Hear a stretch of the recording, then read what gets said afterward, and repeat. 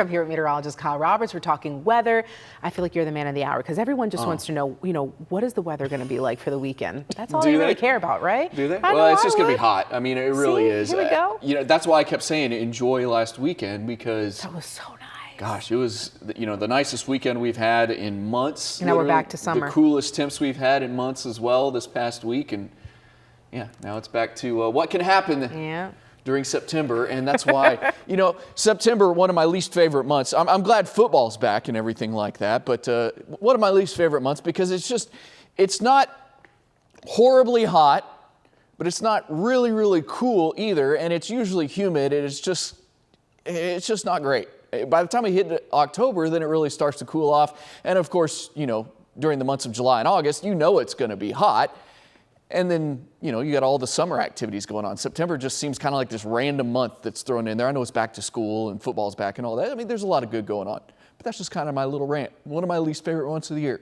Love Field, 76 degrees, no delays there. If you're catching a flight this morning, same thing at DFW Airport with no delays, but it's 77 outside this morning. Across the state, nothing going on if you're traveling, just some high clouds streaming in. That's actually from a tropical storm that's off the west coast of Mexico there. Some upper level moisture being slung up our way, but not going to do a ton for us except just have some cloud cover around.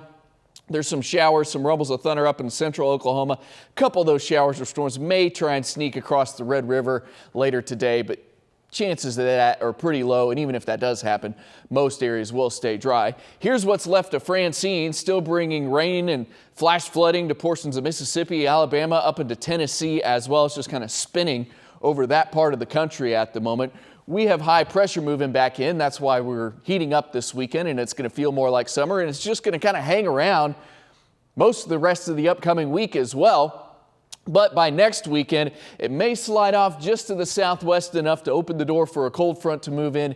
Could bring us some better rain and storm chances, and also may bring us another cool down late next weekend and into the following week. But that's about a week plus away when we're talking about that. In the meantime, today we'll have a high of 97, 94 tomorrow. A little bit better tomorrow, but still plenty warm and above normal for this time of the year. And both today and tomorrow could feature an isolated shower or storm, but most of you will be dry. It's a 10-20% chance across the area today. Same thing as we head through your Sunday.